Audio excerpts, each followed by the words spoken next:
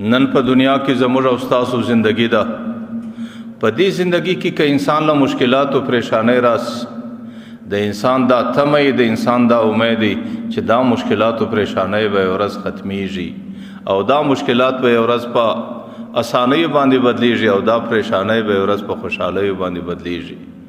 لیکن ای خلکو زه تاسو ته وایم خدا نه خواسته که دغه مشکلات او پریشانۍ د قبر په توره کند کې رالی بیا به دا مشکلات څنګه اسانیږي، بیا به دا پریشانی په خوشحالي باندې څنګه بدلیږي. هلته به ته د خپل زړه درد و چاته ښکاره کې، هلته به د خپل مشکل شکایت و چاته پیش کې، هلته به ته د خپل مشکل د لرې کولو دپاره کم ترتیب برابر کې. زه دې نوجوانانو ته وایم نن په دنیا کې ډېر خلک د جمعې مبارک ورځې د ښو لباسونو شوقیان دي. دی په دې خپل لباس باندې په ډېر غرور کې. زه دا وایم چې دغه بدن ته په دې عبرت باندې ګوره، دا بدن چې تا نن هر څومره ښایسته لباس ور باندې پیچلی دی، دې بدن ته یو ورځ د قبر سپین کفن ګوري، هغې هم د دماغه مباسه. نن چې ته کله د جمعې لمانځه له راځې زمنم تا ډېره ښه خوشبویي لګولې ده، لیکن د دې خوشبویۍ په مقابل کې دا قبر په بدن کې بدبویه کیږي، دا قبر په بدن کې خرابیږي.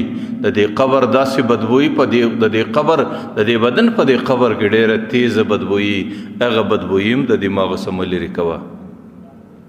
نن په دنیا کې نوجوانان هغوی د ښو خوراکو شوقیان دي، پر دې هوټل باندې ایکم نصیبه د دې په مقابل کې د قبر د چنجو خوراک هم د دماغه مبازه چې دغه بدن په قبر کې ورځ د چنجو خوراک دی.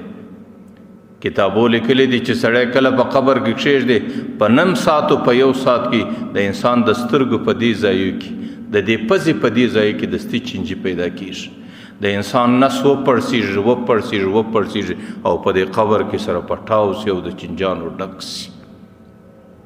نن په قبر کې انسانان د خپلو دوستانو د ښو محفلو شوقیان دي. تاسو ورځئ پر دې هوټلانو باندې څه دوستان دي، څوک په پتو اخته دي، څوک په چکو اخته دي، څوک په خنداګانو باندې اخته دي، څوک په محفلو اخته دي. زه دې نوجوانانو ته وایم چې د قبر خاموشي، د قبر تنهایی د دماغه څخه مه باسه. دې بدن ته دې زندګۍ ته یو ورځ په قبر کې ډېره اوږده خاموشي او ډېره اوږده تنهایی ګوري. نن په قبر کې ته د ښه بیټک او د ښې کوټې او د ښه باتروم او د ښې غسلخانې شوقي یې. ایکم نصیبه د قبر توره کنده، هغه په تورو خاورو کې فرته زندگی، هغه په تورو خاورو کې تیره زندگی، هغې هم د دماغه څخه مه باسه. نن چې په دنیا کې یو نوجوان دی، بعضې نوجوانان ودونه وکړي، هغې دا شکایت لري زما سامان کم دی، زما ضروریات نه پوره کېږي او زما د سامانو ډېر کمی دی. کله پر دې باندې دی ناراض وي، کله پر دې باندې د قریبانو څخه دی شکوي او شکایتونه لري چې ما ته یې پوره سامان دی راکړی او په دې سامان زما ضرورت نه پوره کېږي. زه دا وایم د قبر توره کنده ده او د قبر زندگی ده، په هغې کې که چیرې ستا ضرورت کم سي هلته به ستا سامانونه د کمې خوا پوره کېږي.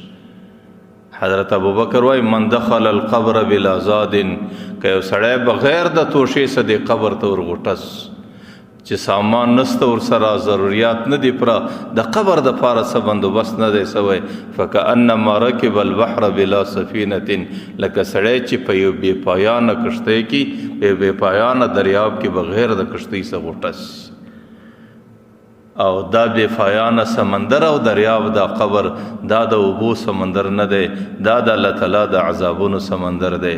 هلته به داسې حالت راځي ما لا عین رأت، سترګو به نه یې لیدلي، ولا اذن سمعت، غوږو به نه یې اورېدلي، ولا خطر علی قلب امرئ، د انسان په دل و دماغ کې به هغه نه راغلی.